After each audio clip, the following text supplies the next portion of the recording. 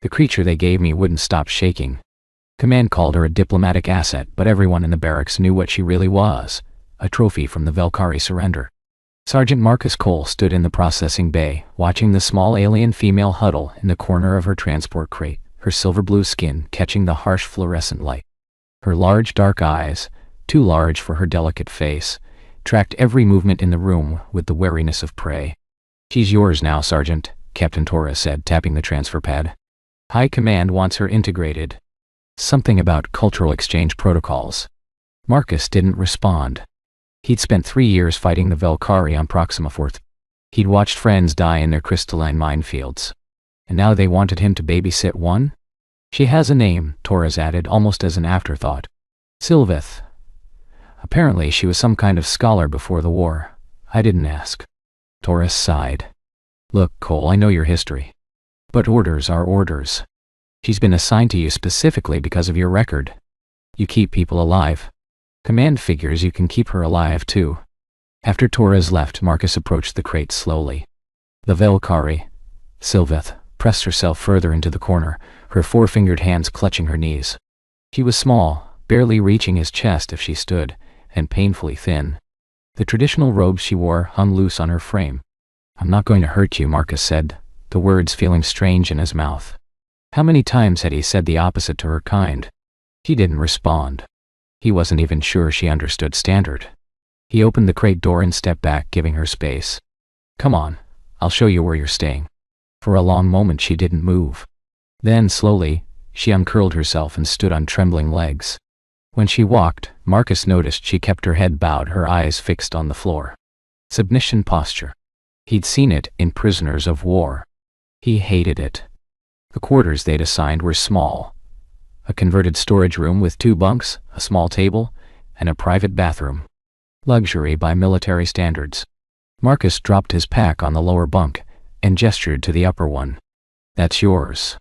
Sylveth stood by the door, still not looking at him. Her hands were clasped in front of her, fingers intertwined in a gesture he didn't recognize. "Can you understand me?" he asked. A slight nod. "Can you speak standard?" Another nod, smaller this time. "Then talk." Silence stretched between them. Marcus was about to give up when her voice came, barely above a whisper. "I understand my position." Her accent was thick, but her grammar was precise. Marcus crossed his arms. "And what position is that?" "I am yours. A symbol of victory. You may do with me as your customs dictate." The words were delivered with such resignation that Marcus felt something twist in his gut. He'd seen a lot of ugly things in war, but this quiet acceptance might be the worst. "I'm not going to do anything to you," he said roughly. "Just stay out of my way and don't cause problems. That's all I want." She bowed her head lower. Marcus grabbed his jacket and headed for the door. "Mess hall's down the corridor if you're hungry. 3 meals a day, 600, 1200, and 1800. He left before she could respond, telling himself it was because he had reports to file, not because he couldn't stand to look at her anymore. 3 days passed. Sylveth hadn't eaten.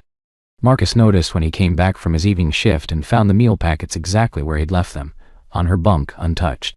The first day he'd assumed she wasn't hungry. The second day he'd figured she didn't like human food. By the third day the medic's words from her intake exam echoed in his head. She's already underweight. Valkyrie can go about 5 days without food before organ damage starts. He found her sitting in the corner of the room. She never used the bunk, with her knees drawn up to her chest. The same position she'd been in when they'd given her to him. "You need to eat," he said. She didn't respond. "Look, I don't know if it's a hunger strike or some kind of protest, but it is neither." Her voice was quiet, emotionless. "I simply cannot." Marcus frowned. "Cannot or won't?" For the first time since her arrival, Sylveth looked up at him. Her dark eyes held something he hadn't expected. Shame. "Among my people, to eat alone is bland. It is for the disgraced, the outcast. Food is shared. Meals are communion." She looked away again. "I know I am disgraced. I know I am outcast. But my body remembers what my mind accepts. I cannot make myself eat." Marcus stood there, processing this. It was such a simple thing, eating together. Something humans did without thinking. "Why didn't you say something?" It was not my place to make demands of my keeper. That word again. Keeper. Trophy. Asset. He was getting sick of all of them. Without a word, Marcus grabbed 2 meal packets and sat down on the floor across from her. She watched him with wide eyes as he tore open the packaging, the familiar smell of reconstituted protein and vegetables filling the small space. "What are you doing?" she asked. "Eating dinner." He took a bite, chewing mechanically. "You going to join me or what?" Sylveth stared at him like he'd just performed some incomprehensible act of magic. Her hands shook as she reached for the second packet. "I do not understand," she whispered. "What's to understand? You need to eat. You can't eat alone. So eat together. Simple." "But you're a person who's going to starve to death in my quarters if you don't eat something," Marcus interrupted. "I'm not explaining that to Command, and I'm not living with the guilt. So shut up and eat." She opened the packet slowly, almost reverently. When she took her first bite, her eyes closed, and something that might have been relief washed over her features. They ate in silence, sitting on the cold floor of a military storage room, but for the first time since she'd arrived, Sylveth's hands weren't shaking. When they finished, she looked at him with those 2 large eyes. "Among my people," she said softly, "to share a meal is to acknowledge another as worthy. Equal. You have given me a great gift, Sergeant Cole." Marcus gathered up the empty packets, uncomfortable with her gratitude. "It's just dinner. Don't make it into something it's not." But as he lay in his bunk that night, listening to the soft sound of her breathing from above, he wondered if maybe it was something after all. First patrol assignment came 2 weeks later. "You want me to take her into a potential combat zone?" Marcus stared at Captain Torres like she'd lost her mind. "It's reconnaissance only. Low risk." Torres slid the mission brief across her desk. "And High Command wants assessment reports on Valkyrie integration." "You can't assess integration if she never leaves your quarters." Marcus had to admit she had a point. In the 2 weeks since the dinner incident, Sylveth had begun to change. Small things. She used her bunk now. She initiated conversation occasionally. She no longer flinched when he entered the room. But she still hadn't stepped outside. "She's a civilian," he tried. "A scholar. She's never seen combat. Neither had most of your squad before Proxima 4th. That shut him up. Torres had served with him there. She knew exactly which wounds that comment would reopen. Sylveth took the news with her usual quiet acceptance, but Marcus noticed something new in her eyes. Curiosity. "I have never seen your world outside these walls," she admitted as they geared up. "Only the inside of transport ships and holding facilities." Marcus handed her a lightweight tactical vest, adjusting the straps to fit her smaller frame. "It's not pretty. Just farmland and some mining colonies. Nothing special. To you, perhaps. To me, everything is strange." She tilted her head, that gesture he'd come to recognize as consideration. "Your sun is yellow. Ours was white-blue. I wonder how your plants tolerate such warm light." He almost smiled. Almost. The patrol route took them through the agricultural sector, fields of modified grain stretching toward the horizon under a dusty orange sky. Marcus kept Sylveth close, one eye on the terrain and one on her reaction. She walked carefully, her bare feet finding purchase on the unfamiliar soil. "You should wear boots," he said. "Standard issue. Valkyrie feel the ground to navigate. It is how we sense vibration danger." She flexed her toes in the dirt. "Your boots would blind me." Specialist Reeves' walking point shot a look back at them. "Sarge, we've got movement northwest. Probably just farmers, but stay sharp." Marcus's hand went to his rifle automatically, and he noticed Sylveth tense beside him. "I will not run," she said quietly. "I know you are concerned I will flee. That's not what I'm concerned about." She blinked at him. "Then what?" Marcus didn't answer. He wasn't sure himself. The movement turned out to be farmers, a group of colonists who regarded Sylveth with open hostility, but said nothing under Marcus's steady gaze. They continued the patrol without incident, but the tension had revealed something. "Your people do not want me here," Sylveth observed as they headed back to base. "Can you blame them? We were at war for 3 years. No, I cannot blame them." She was quiet for a moment. "I only wonder why you are different." Marcus stopped walking. Sylveth took another few steps before realizing he wasn't beside her anymore. "I'm not different," he said. "I killed plenty of your people on Proxima 4th. I'm probably responsible for more Valkyrie deaths than anyone else in this sector." He expected fear, accusation, hatred. Instead, she simply nodded. I know. I read your commendation records. You are what my people would call a Velkath, a death bringer. She turned to face him fully, her expression unreadable. And yet you sat on the floor and ate cold protein paste so that I would not starve. I don't pretend to understand humans, Sergeant Cole. But I am beginning to think understanding may be possible. That night they ate together again, this time at the small table instead of the floor. Marcus had requisitioned some actual food from the kitchen, nothing special, just bread and some kind of stew, but Sylveth acted like he presented her with a feast. This is remarkable, she said, examining a piece of bread. You grow plants to make this? Wheat, yeah. Marcus watched her turn the bread over in her fingers. What do Velkari eat? Cultivated proteins mostly. And crystals. You eat crystals? Our homeworld was mineral-rich. A shadow passed over her face. Was.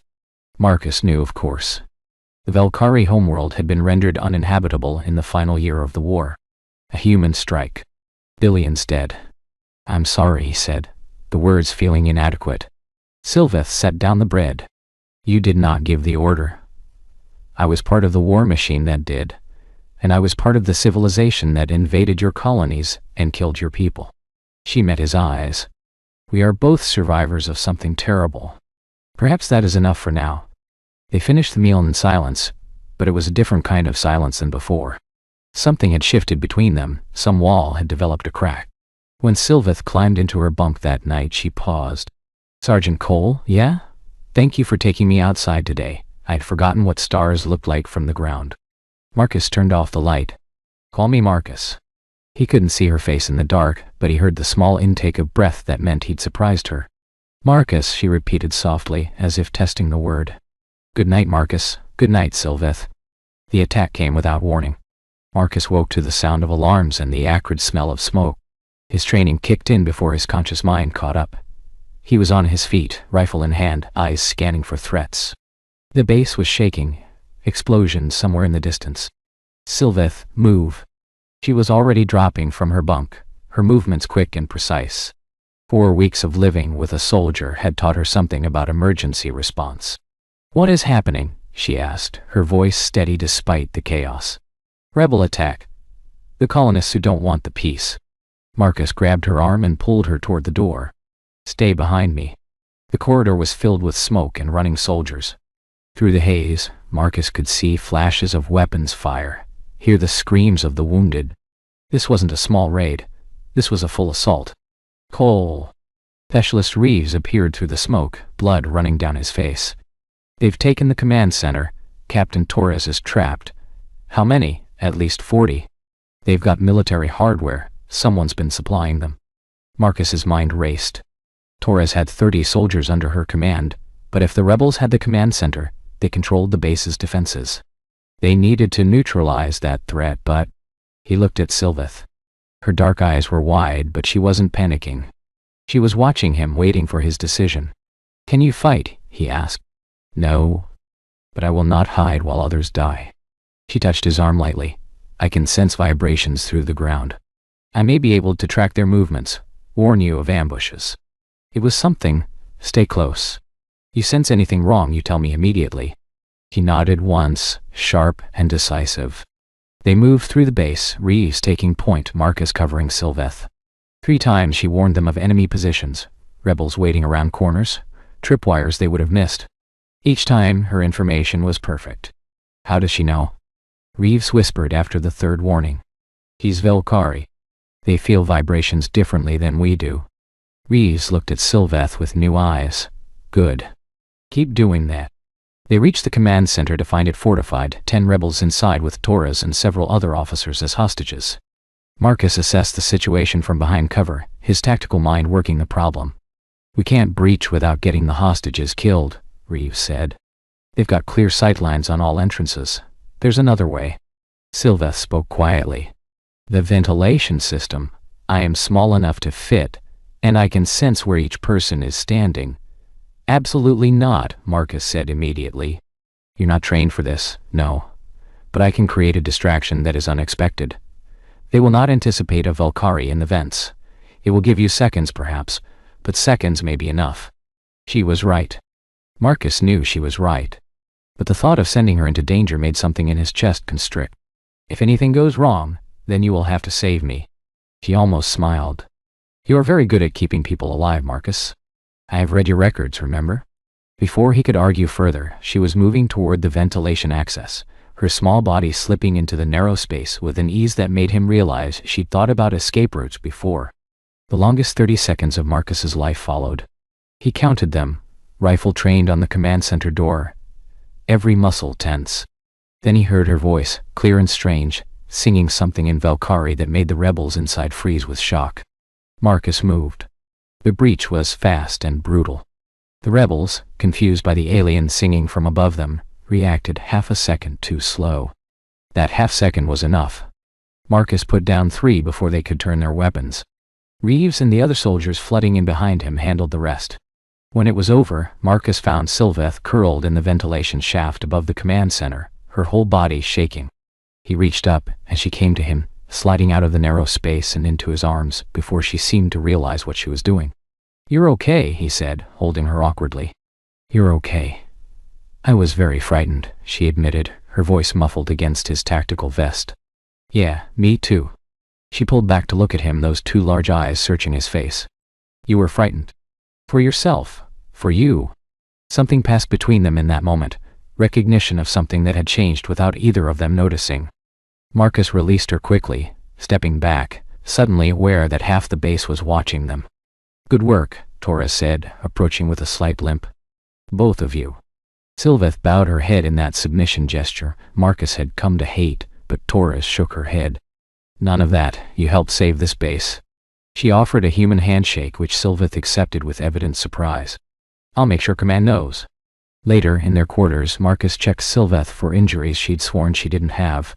He found scrapes on her arms from the ventilation ducts, small cuts on her feet from running through debris. Nothing serious, but the sight of her silver-blue blood made his stomach turn. "You should have stayed hidden," he said, applying antiseptic more gently than he'd ever done for himself. "You would have failed the breach without my distraction. Torres and the others would have died.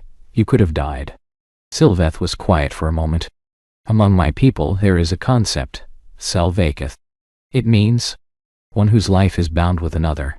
When one faces danger, both face it. When one falls, both mourn." She looked at him, and there was something vulnerable in her expression.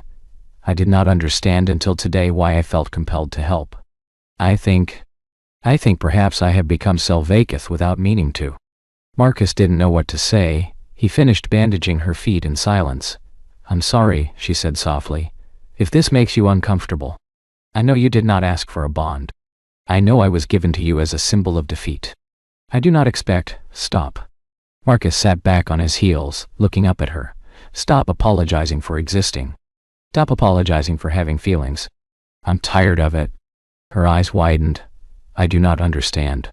"Neither do I." He ran a hand through his hair, frustrated with his own inability to articulate what was happening inside him. "I just know that when you went into that vent, I couldn't breathe until you came back out. And that's not how you feel about a trophy or an asset." Sylveth was very still. "How do you feel about me then?" Marcus didn't have an answer. Or maybe he did, and he wasn't ready to say it out loud. "I don't know," he admitted. "But I want to figure it out." For the first time since he'd known her, Sylveth smiled. A small, uncertain thing, but real.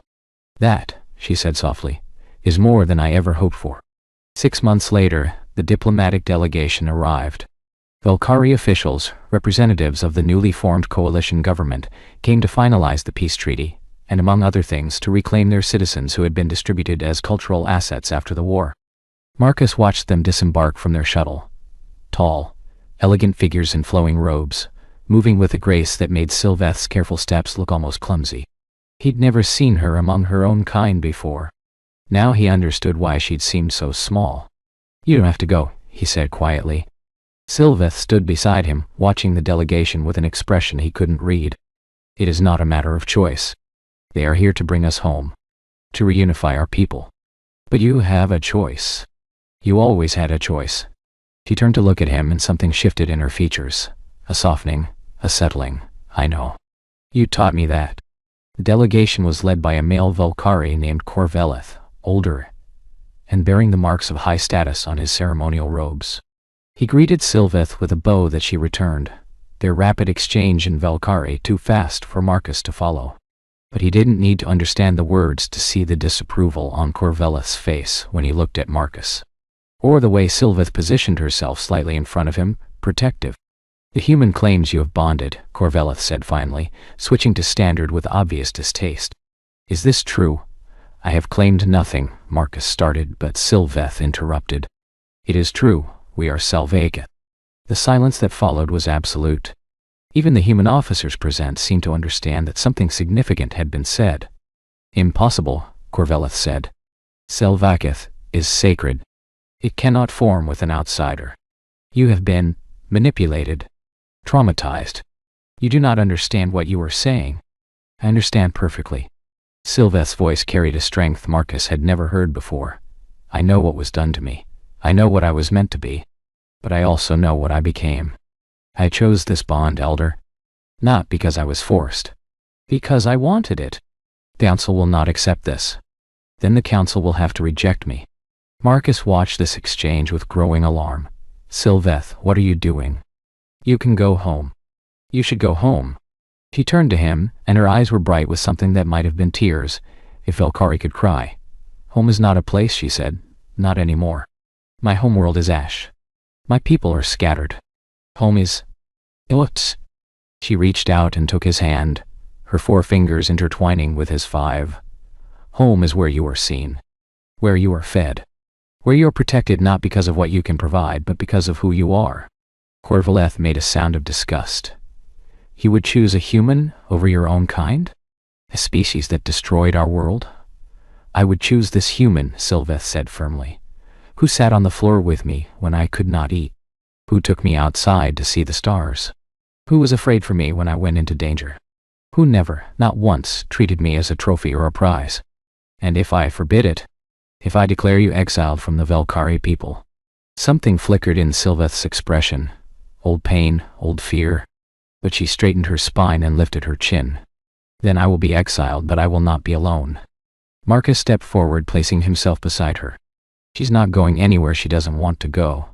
If you want to take her, you'll have to go through me and whatever's left of the peace treaty." Corveleth studied them both for a long moment. Then, unexpectedly, his expression softened. "I wondered," he said quietly, "what it would take to make our people whole again. Perhaps it is not reclaiming the old ways, but finding new ones." He looked at Sylveth. "You were a scholar once. You studied human philosophy." "I did. Tell me, what did you learn about human bonds? Their concept of family?" Sylveth glanced at Marcus before answering. "Humans choose their families. Biology is not destiny. They adopt, they marry, they create bonds where none existed before. It seemed strange to me once. Now I understand it is their greatest strength." Corveleth was silent for a long time. When he spoke again, his voice carried the weight of a formal declaration.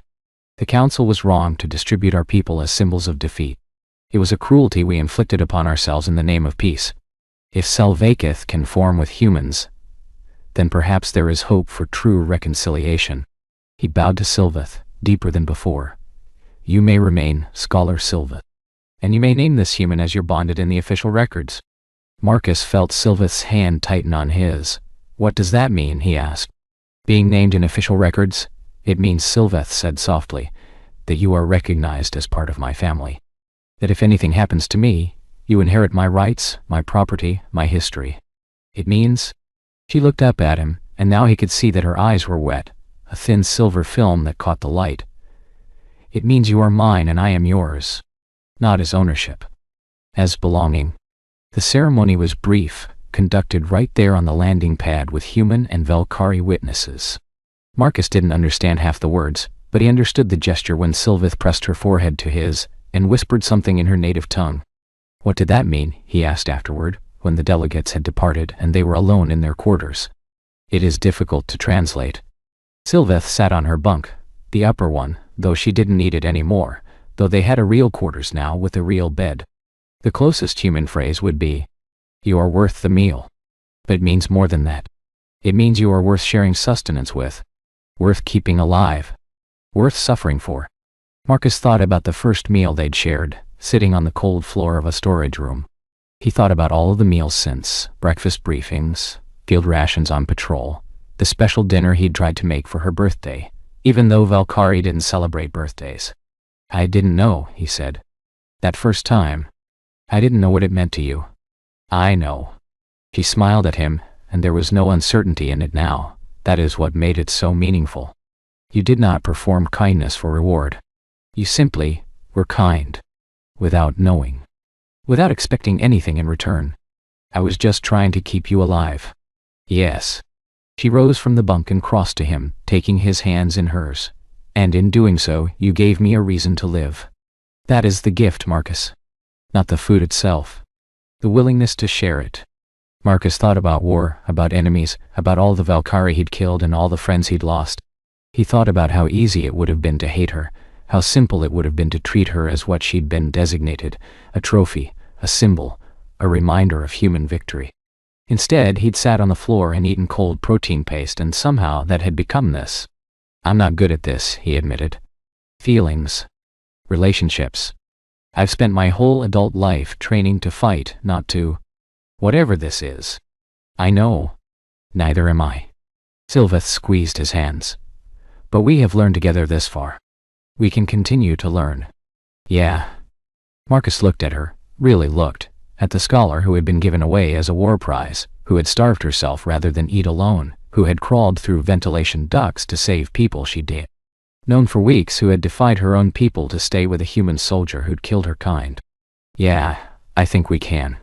That night, for the first time, they pushed the bunks together. Not for anything more than sleep, but for the comfort of proximity, of shared warmth, of not being alone. And when Marcus woke in the middle of the night from dreams of Proxima 4th, Sylveth was there, her hand finding his in the dark, her voice soft in his ear. I am here, she whispered. Selvaketh. We faced the nightmares together. Marcus closed his eyes and for the first time in 3 years, let himself believe that he might actually heal. In the morning they would eat breakfast together. As they had every morning since that first night on the floor. As they would every morning for the rest of their lives. Because home is not a place. Home is who you choose to share your meals with.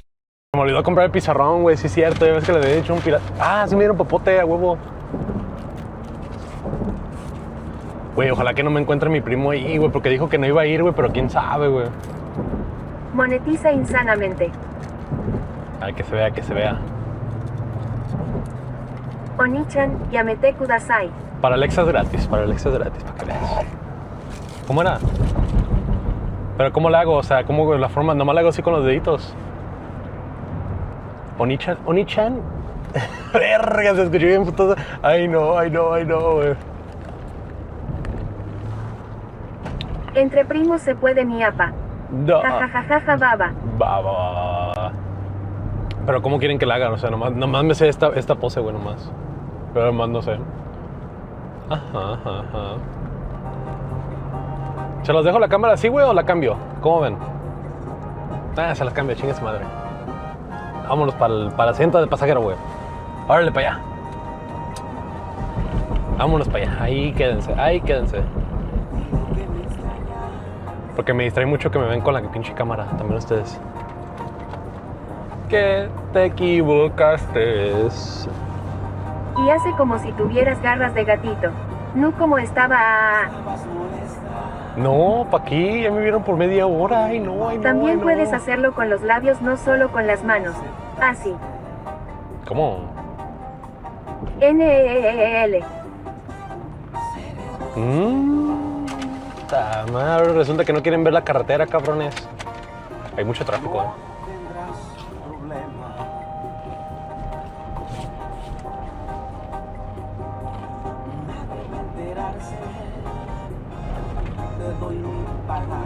Voy en la moto con una manejo y con la otra me manoseo viéndote.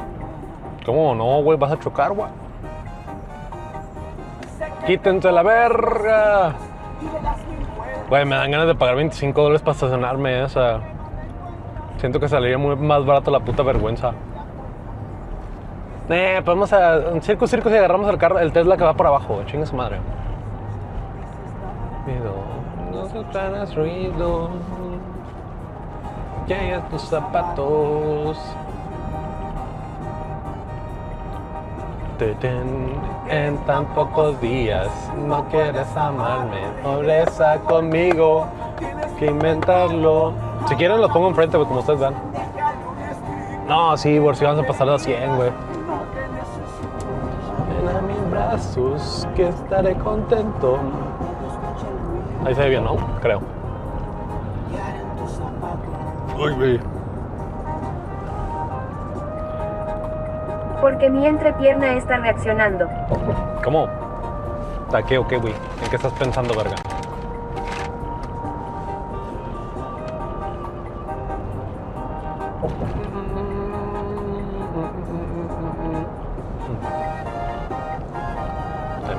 Mira, Jera, ya 50 streams. Así mero. A ver. A ver, a ver, a ver. A huevo. A ver, manden una alerta, güey, lo que caiga. Quiero ver si se ven las de estas, espérame. Lo que caiga, manden lo que caiga. ¿Dónde está mi premio? ¿Cuál premio? Ni me acuerdo que había hecho por 50 de estos streams. Un VIP, pues tú ya tienes subs, ya tienes mótico. Le había dicho que sí. Ah, sí sale, sí sale, sí sale.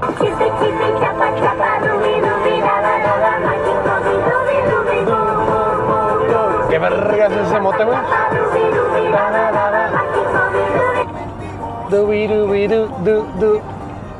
Unas gomitas de tiburón. Uy, güey. No, pero después me va a dar el mimi. Es que Alexa, me como unas gomitas de tiburón. Quedan tus zapatos. Bro, esa canción con la chipi chipi chapa chapa. Chipi chipi chapa chapa. Ah, pero no tengo conectado el celular, güey, mamaron. Si desconecto el celular, se desconecta la bocina esta. Déjale un escrito. A ver, dame de comer de boquita a boquita. Que estén contentos. Hijo de perra, me rebasó. Mira, son mis papas, güey. Ay, no, güey, no. Ah, y luego el sábado va a haber concierto, mamón. Tú no viste nada, Alexa. El sábado va a haber concierto, güey.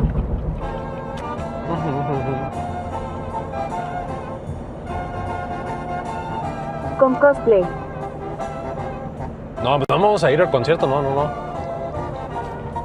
Yo vi todo, no, tú no.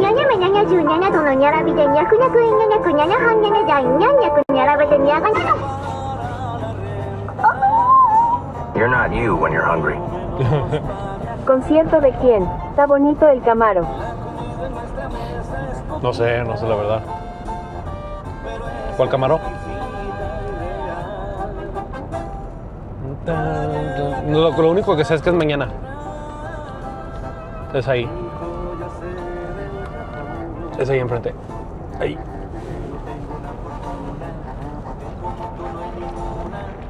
Ando viendo los carros, güey. Pues ¿cuáles carros, güey? Si no hay ningún puto carro, ¿me estás viendo a mí, cabrón? Ahí va a ser el concierto, mira, al lado derecho.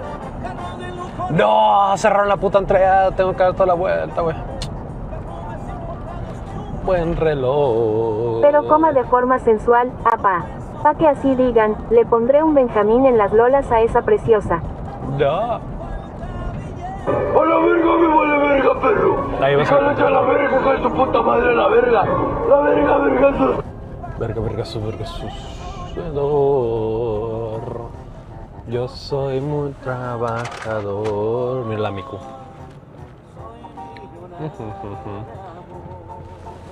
No voy a aventar para atrás, güey. Lo que quiero darle una mordida a mi hamburguesa, Es grande el evento. Se ve que va a ser muy grande el evento, güey. No sabía que iba a haber un evento, la verdad, apenas me estaba dando cuenta ahorita. Qué bonita. ¿Cómo? Ah, la Miku. Pero creo que me gustó más este cosplay Un que el PC otro. Porsche. ¿Cuál Porsche, güey? No hay ningún Porsche. Mira una gótica. Uf, me enamoré. Yo no vi ningún Porsche, güey, estás pinche loco. Te faltan monedas brillantes. Marras de piel elegantes.